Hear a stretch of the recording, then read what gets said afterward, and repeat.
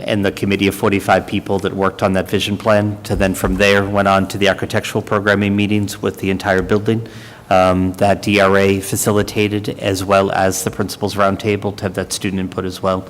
So from there, it just became taking all those notes and putting it together into the plan, utilizing the format that the MSBA requires for the education plan. So certain topical items must be addressed within that plan. And then there's areas where you can add something else in. So for example, in our ed plan, we talked about student activities and student life, because that was something that really became apparent in the architectural programming meeting, but also in the vision planning as well. But that's not one of the indicators in the MSBA plan, but we added that in. So just as an example of that. So so as soon as it's done, it will just go into the next stage of how that would be shared out with the greater committee for their review and reading and comments as well. Great, thank you. Just to brief everybody on the ed plan process for those of you who need it, don't remember.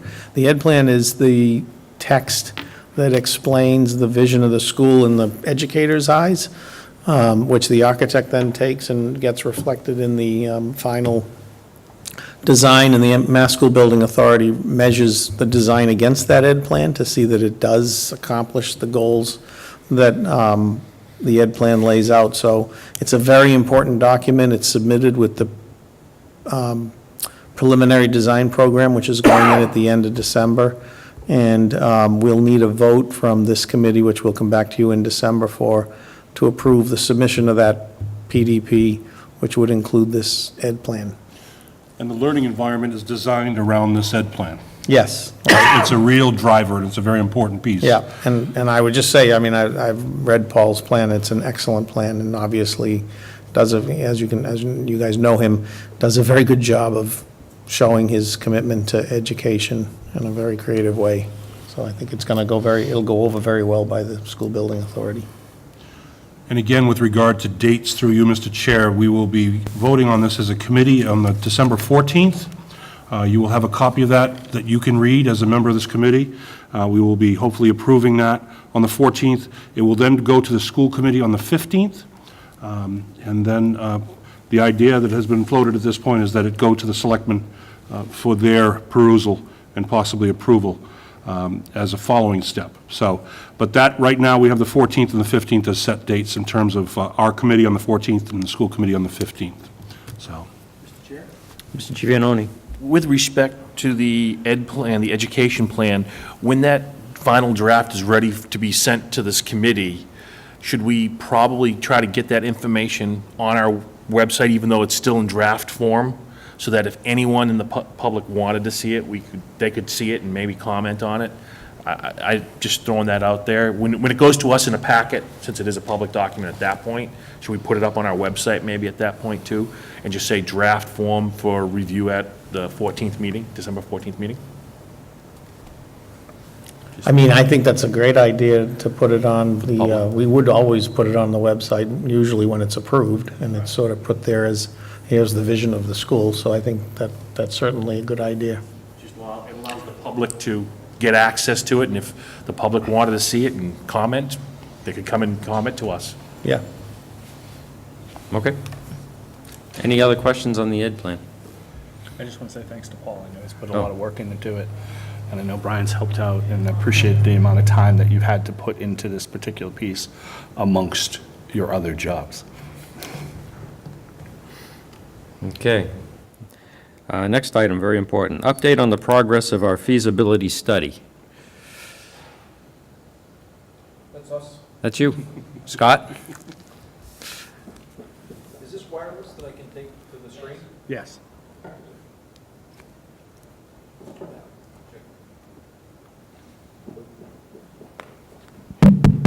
Check. There we go.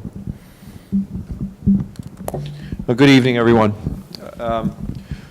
We're happy to report on the work that we've been working on for the last 4 weeks. It's been a busy few weeks with a lot of additional investigation into the existing facility and site, and looking at digging into what we have for options on this site or on other sites. And as a preamble to showing you some of the graphics, I'd like to again, reiterate that at this point, these are largely test fits on the site. They're not design solutions so much as looking at big, large brush concepts, both in terms of new construction and renovations, to give us an idea of how things fit on the site, how it affects the flow and the recreational resources on the site. And you'll be able to tell that these are high-level views. So, you know, getting into issues about where different smaller elements within the program are placed within the building, how exactly the circulation works, how exactly the mechanical systems work. Those aren't the kind of levels of detail that we get into at this point. I'll remind you, what we're working on right now, the document that we're working on right now is the preliminary design program to submit to the MSBA in December. And that document is going to describe to the MSBA which options we're going to look at in more detail in the next phase. The next phase is the preferred schematic report. That's when we're going to look at 5 or 6 options in more detail. We'll actually be developing floor plans for them, more comprehensive. That's when we get into cost estimating the project, looking at it in more detail. And at the end of the preferred schematic phase, then we'll decide which is the preferred option that we'd like to continue into schematic design with. And that happens sometime around May of next year. So again, the options that we're looking at tonight are very conceptual in nature, but it gives you an idea of the different options that we're exploring. So let's go to the next slide, Linda. So on the high school site, as well as on the middle school site, the 2 sites that we're considering right now, the first thing that we did is we kind of looked at the site, and it may seem obvious to some of you, but we wanted to be diligent about this. It's a large site, and it seems at a glance that there could be numerous possibilities on the site. However, when we got into just a little bit more detail on it with our civil engineer and our landscape architect, we could quickly rule out some of the zones on the site. So the zones that we ruled out were D, E, and F, and the reasons why we ruled those out is they just didn't have the spatial area in the front of the building or on the west side of the building where the student parking lot is to be able to accommodate just the physical footprint of the building and the adjacent roadways and parking areas that it would need to have to support it. This whole area in the back of the site, a large disadvantage with that area is that it's a large fill in that area. Originally, when the high school was built here, this area sloped off dramatically, and there were undulations in the natural topography there. When the site was cleared, those areas were filled in. So creating a building footprint back here, which needs to go on structural fill, not just natural fill or a backfilled area, that a large earthwork operation would need to ensue to get that up to the proper structural level to be a good foundation for the new building. Another disadvantage of this part of the property is just having it further back in the field would require a substantial amount of infrastructure to get all of the utilities, the piping for the plumbing, the sewer pipes, the storm pipes, electrical, all backed into this back part of the site. So we really didn't see that as being advantageous. So we concentrated our study on the A area, which is the staff parking, guest parking lot over here on the east side near the tennis courts, B, which is back over the track field complex, and C, which is directly behind the existing building where there's currently a blind of trees there and the maintenance building and the small little shack to support the shed, I didn't mean to say shack, shed that supports the agricultural program. Let's go to the next slide, please. So each of the following slides, these are the new construction options that we've identified. So in the A area that we just showed, what this does is it looks at how much impact the size of the building. Remind me the square footage, Linda. 150. Let's say 155,000 square feet. We're imagining this to be mostly a 2-story structure, perhaps a 3-story structure in the classroom wing. we really don't even get into identifying, this is the gym, this is the auditorium, this is the classroom wing. That's about as fine-tuned as we get at this level. Again, we're kind of looking at the big picture, a high view of the property. Each of these options this one has 370 parking spaces, which we identified to be around the goal that we had between staff parking, student parking, as well as plenty of spaces for visitors and for specials who come in and out over the course of the day. Each of the schemes also shows, you'll see, two very distinctive loops around the building. The objective is to keep the buses and the cars separate, as you currently do at the existing high school site. This cuts down a lot on congestion, both on the vehicular ways as well as the pedestrian traffic coming into the building. The building configuration, we largely try to bring them in on opposing entrances into the building, but have some connection through a shared lobby space between those entrances so that there's one central surveillance point for security while people are coming in and out of the building in the morning and the afternoons. So parking kind of distributed around the building in this option. This shadow here shows where the existing building is, and then ultimately we would have space available for all of these fields. A new stadium and track and field complex, 2 baseball diamonds, 2 softball diamonds, and two practice fields, one of which overlays a baseball field. A lot of times with these sites we do overlay fields like that because soccer and baseball happen in different seasons, so you can get maximum efficiency out of your site limitations. Also with the stadium in each of these, we are envisioning that would be a synthetic turf field, which also gives you extended play on that. There's no regeneration time after football games or soccer games. In this scheme, the tennis courts are replaced out here on out on East Grove Street. This area here is all existing natural landscape that would be left unimpacted by the renovation. So we lose a little bit of trees here. The stadium pushes back a lot here, but we still continue to have that major buffer, landscape buffer between our site and the highway. Let's go to the next concept, please. Oh, I'm sorry.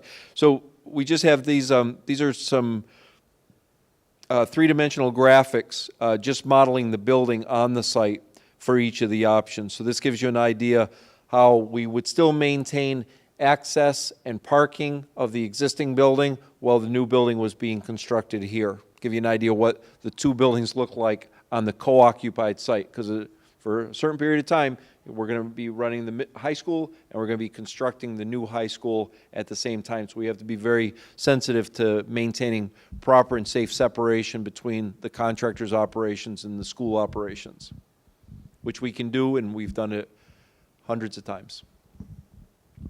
The second option, the B option, this one is built back a little bit further in the site, a little bit further away from the existing building. This one has the least impact on the occupancy and operation of the high school while the new school is being built.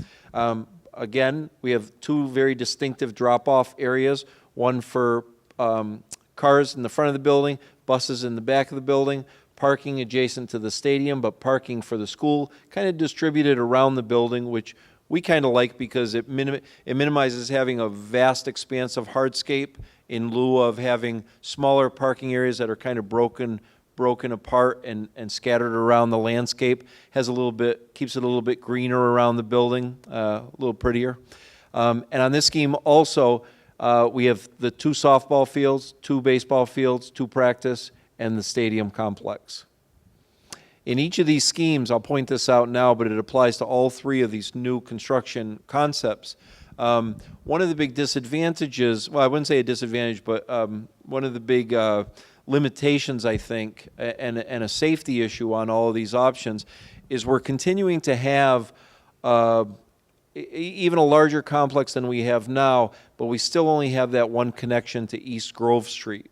There has been some discussion about pursuing an easement through the adjacent archdiocese property, which would be invaluable to easing the flow on the site, having less congestion out on East Grove Street. The ingress and egress from the site would be dramatically improved, and it would just make it a much safer and much more fluid circulation on the site. So that's something that we're looking at, and hopefully we're going to be pursuing, and hopefully will become part of the project. Let's go to the next option, please. Again, just a 3D view showing the co-occupied site with the option B with the existing school. And option C, this is very similar to the option A. We tried to look at, this zone and the zone right behind the building, but these are relatively close to each other. I think probably the major difference is the way that the circulation is refined here. It opens up the driveways a little bit. It is more infrastructure, but it allows a little bit more queuing spaces, both for the buses that would be circulating around on the north side of the building, as well as the passenger cars, which we would envision, because we want to keep them separate from the buses. We pull them right over here, right along the property line on the east side of the site, and then they circle right around, and they go back out the same way. But lots of area to queue up cars, lots of areas to queue up buses on site, both very separate from each other, so there's not a big bottleneck at this location. Similar as the other schemes, we have multiple practice fields, 2 baseball, 2 softball, and the stadium complex. And in a co-occupied site, it would mean that the buildings were basically facing each other right across what's your existing bus lane at the back of the building. On the middle school site, we basically did the same analysis with advantages and advantages of building zones. So looking at it's a little dark, I know, but the middle school is here. The driveway approach is here. So there's the hill right here with the trees. Here's the existing fields, and this is where it falls off on the north side of the building along the property line.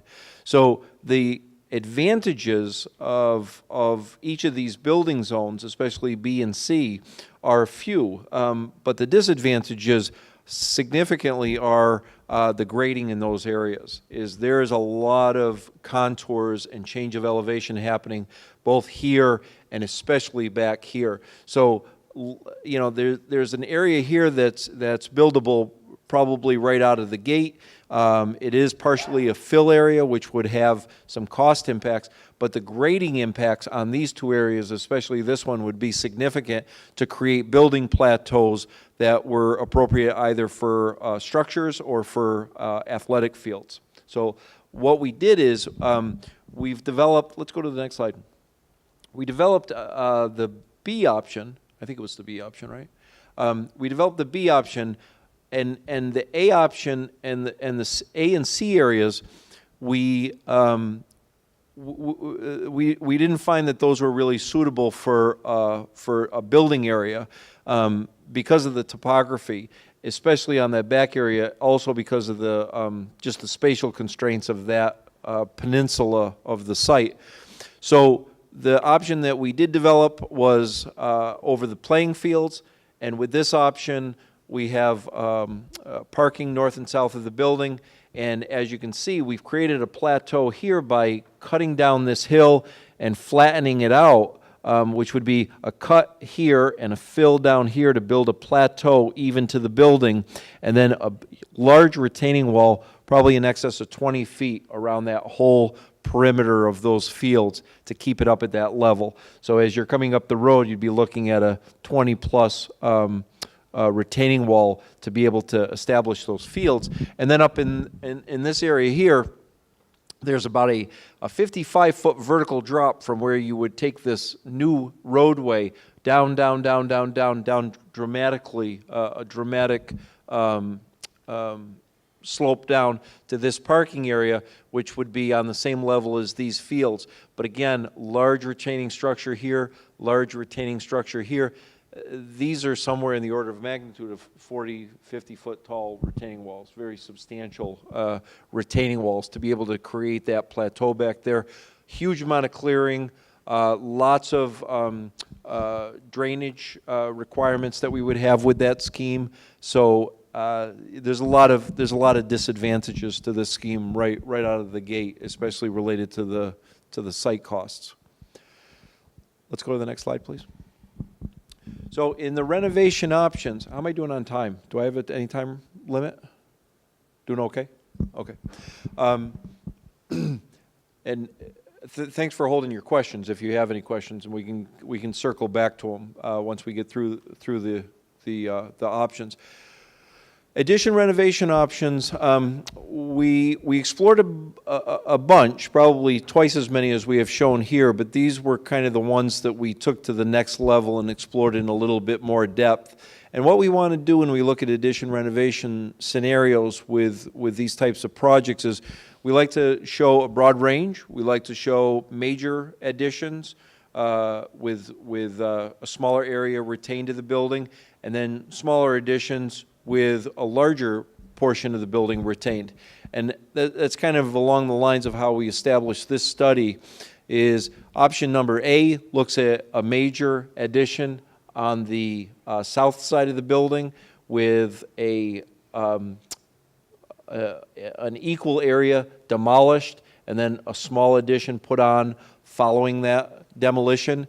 The blue area represents area to be renovated. The B option looks at, so this is the classroom wing. So we looked at say, all right, well, what if we demolish the classroom wing, we build a new classroom wing and just renovate the existing auditorium and gymnasium wings.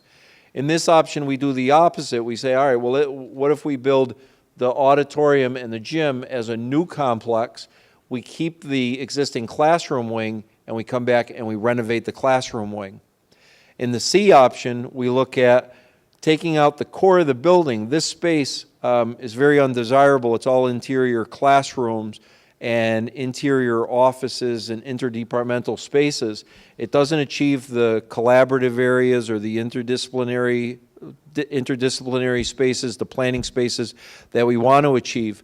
So this is a structurally ambitious project, which would require us to remove that portion of the building. So create a courtyard there, open to nature. We take that square footage right out of the building and we say, all right, we're going to build a new addition right onto the classroom wing, and we're going to realize some of those educational spaces and those planning spaces that are desirable to us in the ed program. So that's option C. And then option D looks at a smaller addition also, which is just taking the athletic complex and building a new athletic complex here on the east end of the existing building, renovate all of the classroom wing, all of the auditorium, that central volume, and then demolish the existing gymnasium and locker room space. So the way that those concepts look in a little bit more detail is, so the A option, and each of these, I'd say the site plans are relatively comparable in terms of the features that they have. So you'll see in each of them that there's two very distinctive drop-off areas. This one is here on this side and along the back here. The field program is about the same: 2 baseball, 2 softball, 2 practice, and 1 stadium. 5 tennis courts. I think we achieved that in each one of these renovation options. So this one is the A option. As you recall, we're going to remove the classroom wing here. We're going to build new classroom wing in the back. So that's how that site plan looks. So the floor plan for this is we're adding a new classroom wing here. We're deleting this classroom eventually. This is a multi-phased project. I think the duration of this one was about 3.5 to 4 years. And then we're basically renovating all of these buildings. We would be expanding the gymnasium space. The music program gets reconfigured with the art program up into this wing. We renovate the theater and technology programs in this wing. And once we demolish this building, we end up putting in a new lobby space, which this is going to be the main entrance, and our admin space would be in this area. So when we build this, we're able to take the kids from this area and put them into this area, and then we can use the existing space here, the existing classroom wing, which now has no kids in it, as swing space. So as we start renovating spaces over in the blue area, different programs like, say, the band or the administration offices, they can come over and occupy the media center and some of the classrooms so that we don't have to incur the expense of having modular classrooms on the site. So that's how that option is sort of phased. Let's go to the next slide, please. And three-dimensionally, we see the new classroom wing here. This classroom wing is gone ultimately. New lobby and admin area here. New lobby to the gymnasium on the west side. This is just the same option A, but instead of having the addition back here, the addition is mirrored to the front of the building. We like this because now when we see the building from the street, it looks like we have a new building. The other scheme with the major addition in the back, it looked like we had the same building. You have to kind of get into the site. So it has the same benefits as the A option, but it looks at, primarily putting the building out to the north side with the classroom wing, and then the rest of the renovation and the space redistribution is the same as the A scheme. So let's just flip through the next couple of slides, Linda. The B option is the option where we keep the classroom wing and we're ultimately going to demolish the auditorium wing, the gymnasium wing. We're going to build a big addition over here on the east side of the building.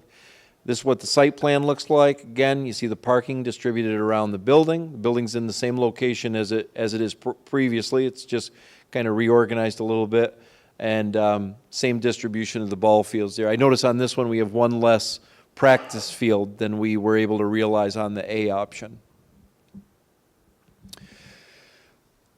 So we're going to build a new wing here, gymnasium, art, technology futures program, music, auditorium, cafeteria and media center, admin guidance.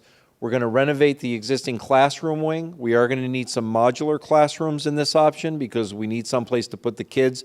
We don't have the swing space that we had in the previous scheme, so we're going to have to have some modular classrooms on the site. And then we have another addition going here to replace some of the classrooms that were demolished to be able to afford the new addition. And then we demolished the existing gymnasium and auditorium wings. Next slide, please. And the final construct, the blue is the existing, and the red areas are the addition. So that's one of the major addition options. Just a couple more. I know this just drags on a little bit, but option C is going to be a minor addition on this end of the building, and I believe a minor addition on the gymnasium as well. This one has very much maintains the existing footprint of the building. Parking would largely be where it's currently configured. The car access and bus access would largely be the same pattern that it has right now. Again, with all of these renovation options, all of these could also look at having that additional connection if we were able to get the easement through the Archdiocese property out to Wood Street, which would help a lot with the traffic flow. Next slide, please. So this one is a small addition here. This was the one where we were creating the new courtyard. So we actually talked earlier about merging these two phases. So in one phase, you would do the renovation of the classroom wing, the new courtyard, and put in this new addition. We would need to have a sizable modular classroom farm to be able to displace the students during those that renovation period, and then we would go and renovate the balance of the building. Now, each of these renovations, the more blue you see, kind of the longer it takes, because you have to do section by section. So while you're doing this section, the students are still using the other program areas. So we've got to do it in chunks, and we'll do this area, and then this area, then this area, then this area. Each of those would represent a different phase, and each of those phases would take 3 to 10 months probably. And you can see this is a minor addition scheme with a major renovation of the existing building. And these renovations are comprehensive renovations, pretty much a complete gut of the existing building. We'd be taking out all of the partition. You'd basically be leaving the exterior skin and the real bones of the building. All the HVAC system would come out, all the electrical system would come out. We're designing this to be a minimum of a 50-year building into the future. So all of the systems are antiquated. All of them are beyond the end of their life cycle. They really all need to be replaced comprehensively. The last renovation addition option is the addition of the athletic complex, a new athletic complex here in the corner of the existing building. The existing gym is going to go away. The circulation pattern remains very similar to how it is now. The field distribution is similar to how it is now.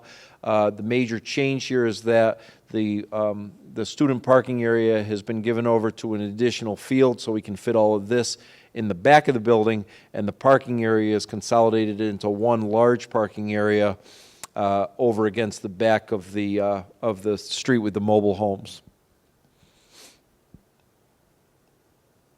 Wrong slide. And this shows the three-dimensional build out of that, the red being the new, the blue being the renovated.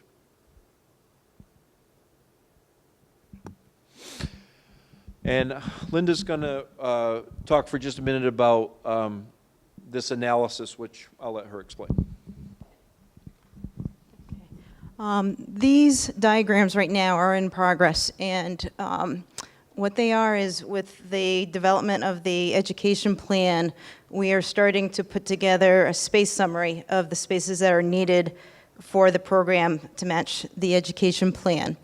So that space summary is now in progress to match the plan.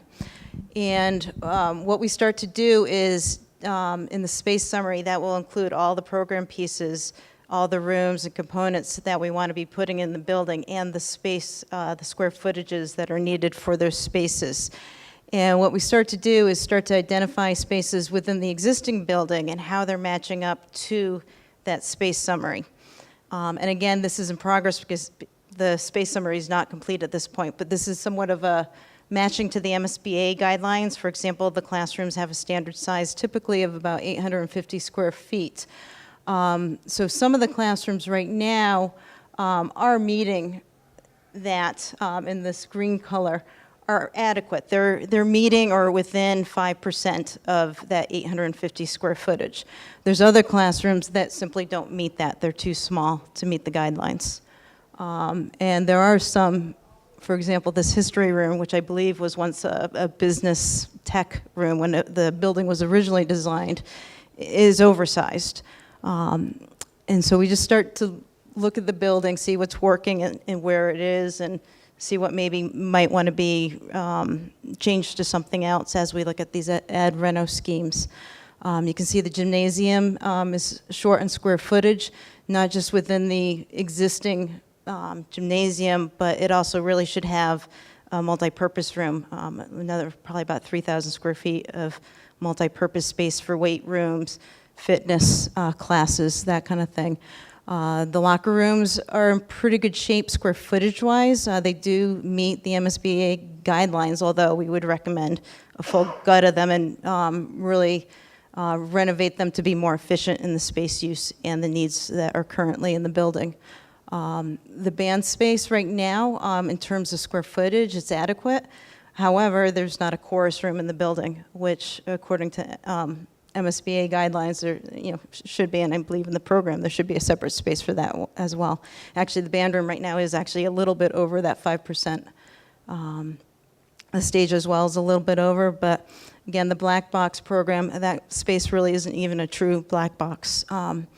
And although we haven't set the square footages and the needs for that space yet, we do anticipate that what's there right now is not meeting the program requirements. Additional areas here, again, these areas here that are in the yellow means that they're within the 5%, but they just barely meeting that requirement. So they may also want to be adjusted. And again, the cafeteria space in this one. There actually is quite a bit of space down there, but because of all the circulation that's needed to go around, it really gets limited in where you can put the tables and where the kids can sit. Okay, I'm good. Next. Yeah.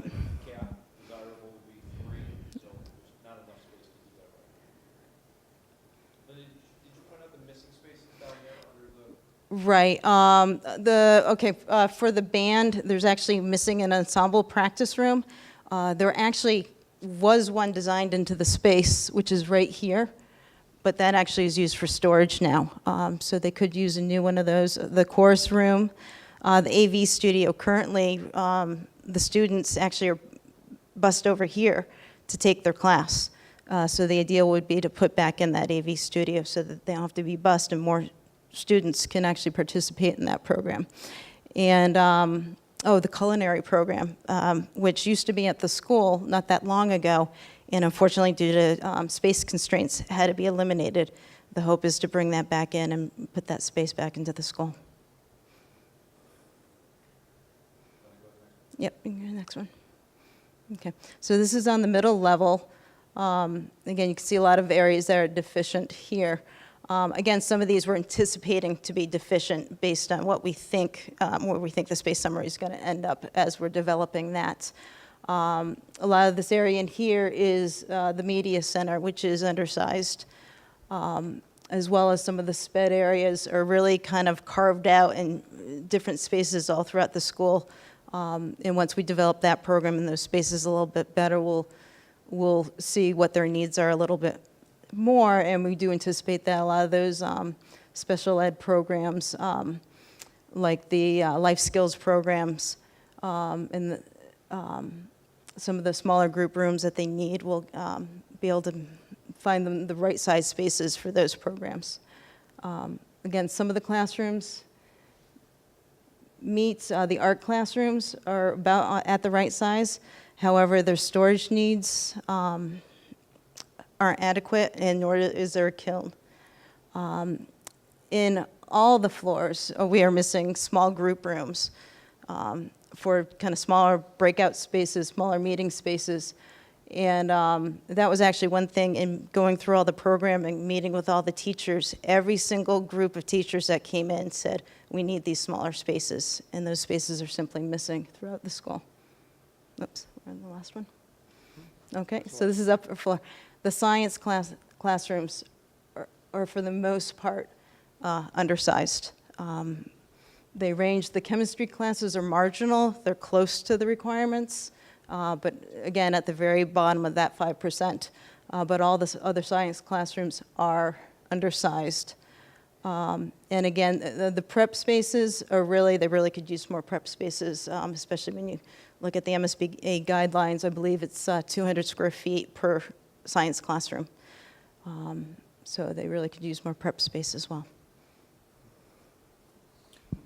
We should point out also that the, although the auditorium shows as being, was it over or? It's over, but not by a lot. Okay, so it's over, but it also is completely not accessible, which is a big issue. So when we would go in to redesign that space, and we would have to put in access to all three different levels, the pit area in front of the stage would be the most significant area. That could have a large impact on how much space we have available in that, because we'd have to give over quite a bit of space in there for ramps or lifts, and that could possibly make that space under by the time that we implemented that. So that space is kind of on the line there.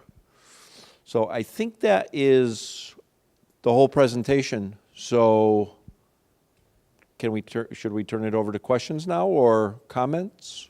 Yeah.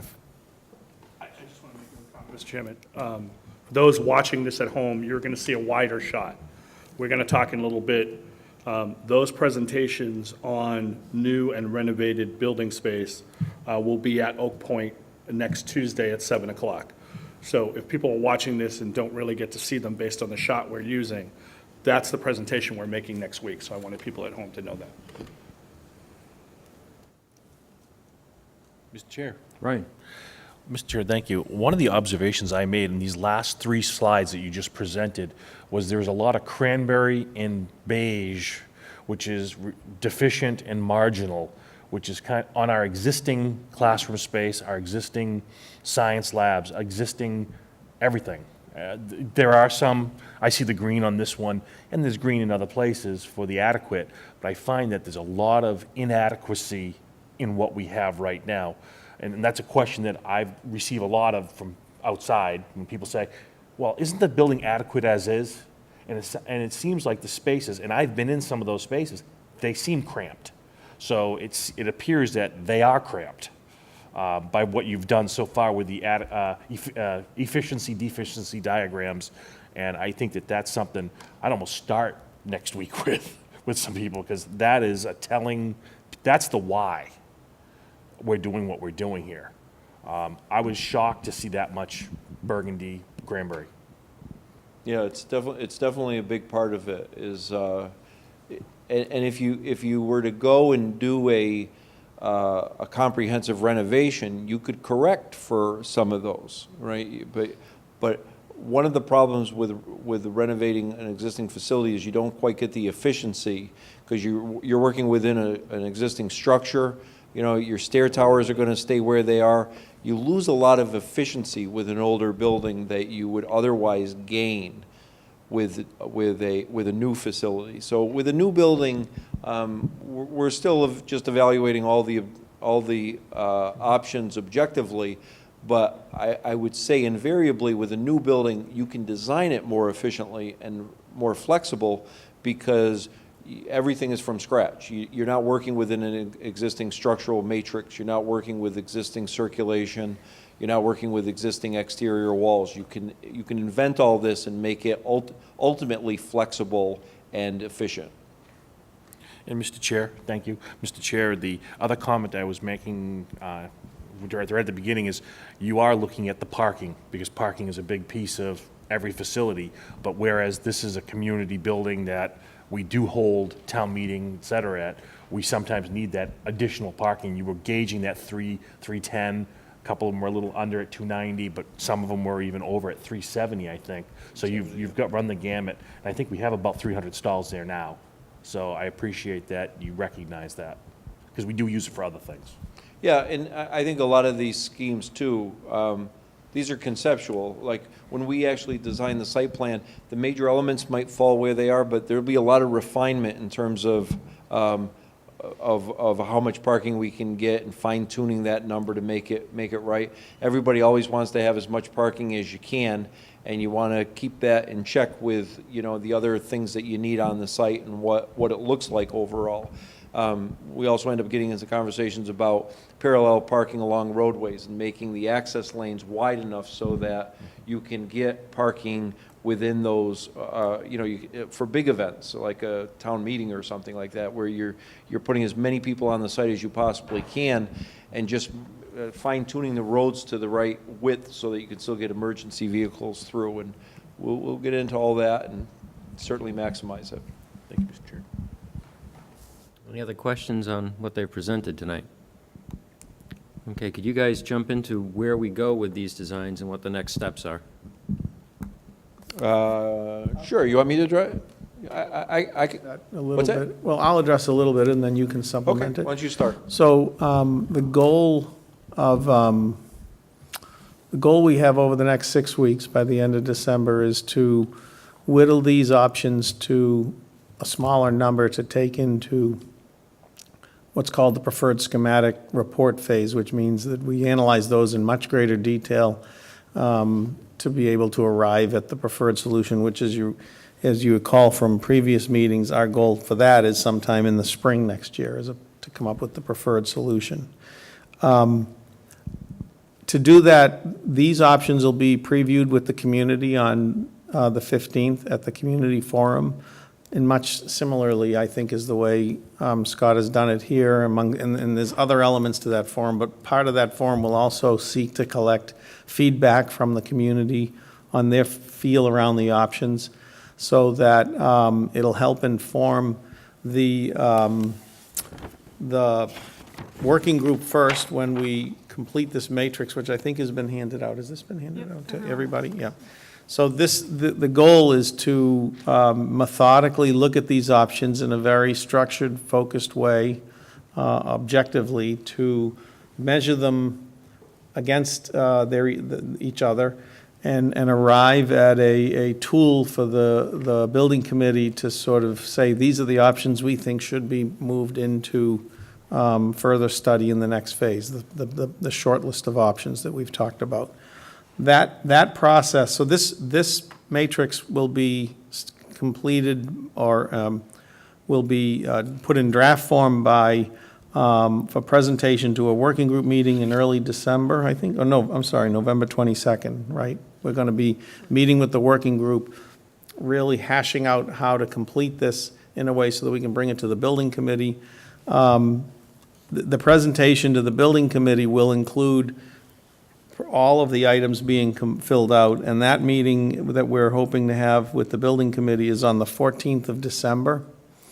And that would probably be pretty much a single-purpose meeting in that sense. I mean, we're going to talk a little bit about the ed plan, but it's primarily discussing your feelings around the short list. And that would be the time we would take a vote to move the next group into schematic design, into a more detailed analysis, concept design. So that's kind of the next steps. I don't know, Scott, if I missed something on that, or you feel it should be supplemented. No, I think that's pretty accurate. We usually take this amount of options and whittle it down to the ones that we want to focus on. There's a lot of overlap and redundancy somewhat in some of these options. So we know that the next evaluation during preferred schematic, which happens between we'll start at December 23rd, right after we submit the PDP, through March when we submit it to the MSBA. We're going to look at the options with a lot more rigor. So we want to narrow it down so we're not looking at 10. We want to cast a little bit narrower of a net and really focus on the schemes that we realistically think are contenders for being the preferred option, because that's what we're trying to get to. At the end of March, we're going to be voting on, we're going to be completing this matrix again with more detail and saying, this is the preferred option, this is the one we want to bring forward to the community, this is one we want to bring forward to the state. So I would ask that members of the committee, the working group has seen this, but members of the committee could take a look at this if they see criteria that they feel should be used to measure in addition to what we have here. Get back maybe through the chair, any comments or suggestions you have that you think it might be missing, and we'll take that up when we meet at the next working group. Any comments or questions on the process?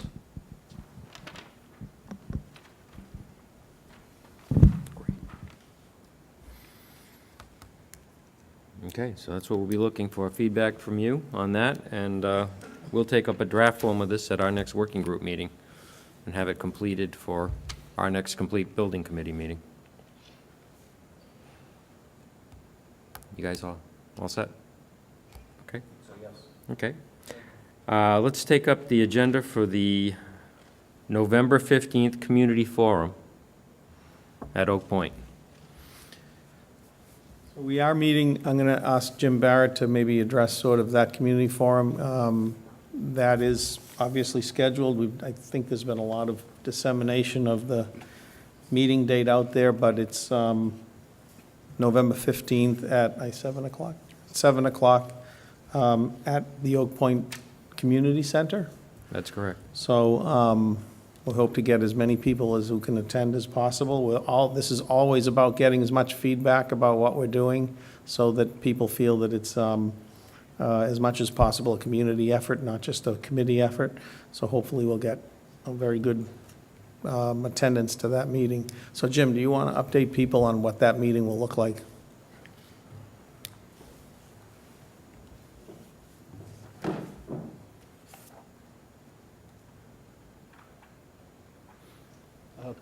Thanks, Tim. The meeting on the 15th will parallel, in a lot of regards, the first community workshop. Our goal in the first community workshop was an act of listening, really trying to come together with community members to better understand what are the challenges, what are the goals, what are the aspirations for this potential high school project, exploration of whether it be renovation and addition of the existing facility or new construction. In the second workshop, our goal is to bring in front of the community as many options and alternatives as are possible. And what was just shared with you is a gathering of that information.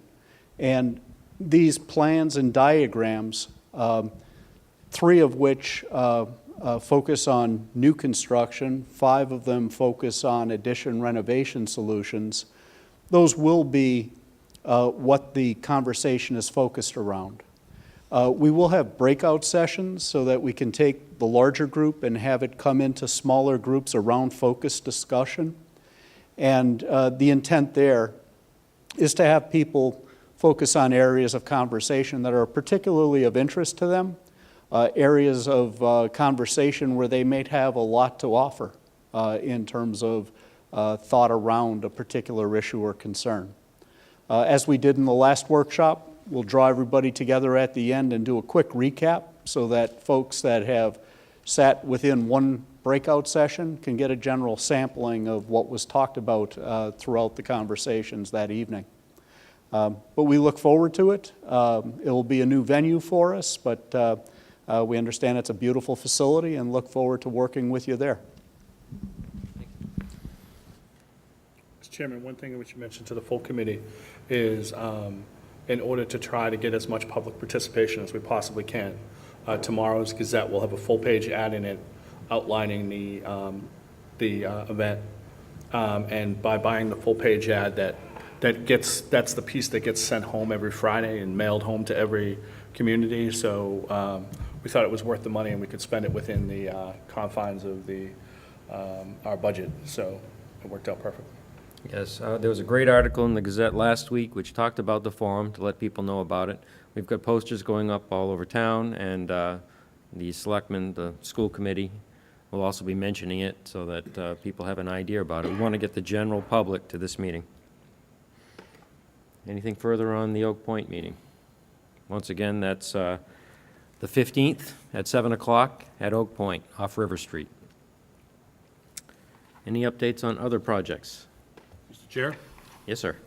I'd like to give you just a quick update on the MEC, and Jim Hutchinson is here, our facilities director. He can fill in the missing blanks if there's something I missed. But we're on final punch list right now with a couple of final items, including some warranty certification that has to occur with the company that manufactures the roof to make sure the installation was correct in accordance with their standards so that they can certify it. The Vermont Slate Company is looking at the roof also. There also has to be some infrared testing done, which has to occur before the final check is issued to the company that completed the work. So the job is not actually complete until all the items have been done, and then the commissioning agent for the MSBA comes down and does their final go-through, and that'll be done. I had mentioned in past meetings the anticipation of skylights being installed, and also a new ladder that needed to be installed, and those were done. Those were completed last Saturday during the day. So they brought a crane down and they did install those. So that was a big piece to this final punch list, but there are still some small items, including the roof certification and warranty certification. So anything else I missed, Mr. Hutchinson? Thank you. And that's the MEC project. I would also let the committee know that as part of their sort of process that they go through from the state, the MSBA has also visited all of our schools, except for the high school, to take not a quick inventory, actually about a 3-hour inventory in each school, of every school, all the systems in each school, and to maintain a file in their office of where each building stands in terms of its age, in terms of the system's age, in terms of upgrades that have been done, in terms of any work that's been done through the MSBA or through the school system. And Jim Hutchinson spent a couple of days with an agent from the MSBA, hired by the MSBA, a third-party company that came in and did quite the comprehensive survey on that. I don't know if you have anything to add to that, Mr. Hutchinson, or? Did everything from the roof down, all the mechanical systems, and they just wanted to get dates on, look, for example, roofing and, where we were on our warranties on that as well, so. Yeah, and exactly for example, the 2007, there were a major renovation at the Early Childhood Center at MEC. And when I spoke to them, I said, this was just done. We have a building that's about 16 years old in the Nichols Middle School. And they said, that's okay. Well, our job is to go through, even if it was something that were done last year, is to go through and make sure we have a comprehensive file of each building so that when and if we do file for a project, they can look it up and say, oh, yeah, that's the Berkland School, and it was built here, and that's the design. And so it's they're doing it for every school in Massachusetts, so just an informational item. Thank you. Any questions on the other project? Bills and correspondence. I believe we have 3 invoices this month for October. I move that we authorize payment on the following 3 invoices. Compass for $43,687.25.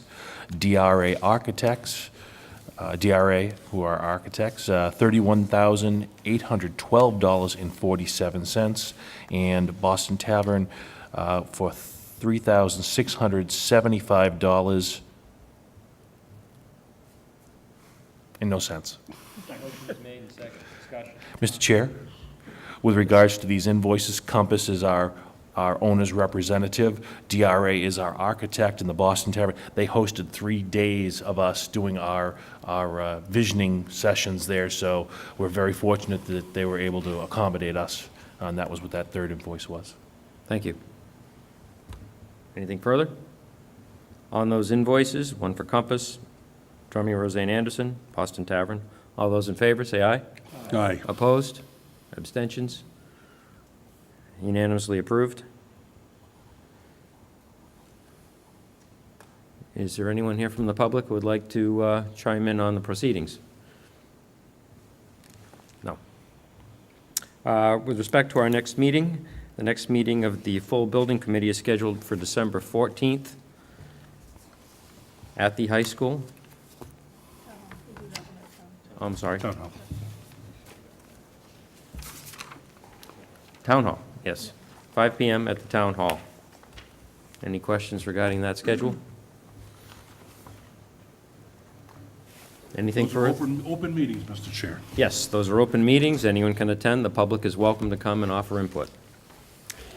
If there's nothing further, Motion to adjourn? Second. motion's made to adjourn. All those in favor? Aye. Opposed? Thank you. In case those numbers didn't match.